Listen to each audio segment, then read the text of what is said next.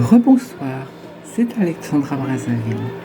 Certaines personnes me disent qu'ils sont heureux d'entendre mes anecdotes de spectacle.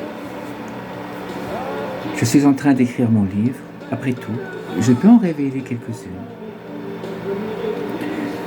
L'autre jour, je vous ai expliqué ma rencontre à la fois amusante et inattendue avec Rocco Siffredi. Ce soir, je vais vous expliquer ma rencontre avec une grande dame de la chanson qui est devenue une amitié sincère, une personne d'une grande générosité. J'avais une petite chambrette sur la butte Montmartre. J'ai feuillé, je me produisais dans les clubs de Pigalle comme effeuilleuse donc. J'étais une artiste appréciée dans mon domaine, mais je n'étais pas du tout connue, bien sûr. J'avais décidé d'élire comme cantine le moulin de la Galette, étant napolitaine, chez Graziano. Et j'allais manger chaque jour une salade composée, quelque chose qui était accessible par mon budget. Un jour, Graziano m'apporte une grande plate ainsi, avec les escalopes à la milanaise, les spaghettis à l'ail et au persil et toutes sortes de petites tomates délicieuses à la provençale. Je lui dis, mais je n'ai pas les moyens de m'offrir ce repas, mon budget n'est pas conséquent. Et Graziano me dit, ah, comme ça, c'est payé. Ah. J'ai dit, ah bon, c'est offert. Ok. Avant de manger, je lui dis, écoute, je tiens à te remercier, c'est très gentil de ta part. Il dit, non, mais c'est pas moi, c'est quelqu'un qui t'a vu plusieurs fois, qui souhaite que tu aies un repas chaud et équilibré tous les jours à ta disposition. Alors, je questionne, bien sûr, je demande qui c'est.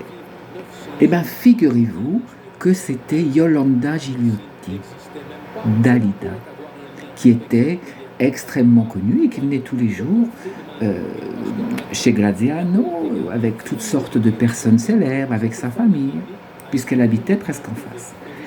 Et c'est vrai qu'elle m'avait remarqué, en tout cas, elle était souriante, on avait échangé 2-3 petits mots en italien.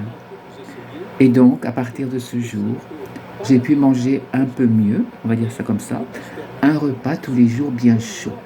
Ensuite, Jean-Claude Brialy a décidé de faire la même chose pour moi. En échange, je suis restée en sympathie avec Yolanda, avec sa maman. Je l'accompagnais au marché pour lui porter ses sacs. Je taillais les rosiers, j'ai repeint le portail de sa demeure. Bon, une personne magnifique, magnétique, d'une immense générosité, une personne qui aimait profondément son public. Jean-Claude, c'était différent. Et grâce à Jean-Claude et Dalida, donc Yolanda, j'ai pu connaître toutes sortes de personnalités dont je vous parlerai. Alain Delon, qui avait été le compagnon de Yolanda lors d'un séjour à Rome et qui était resté très épris d'elle.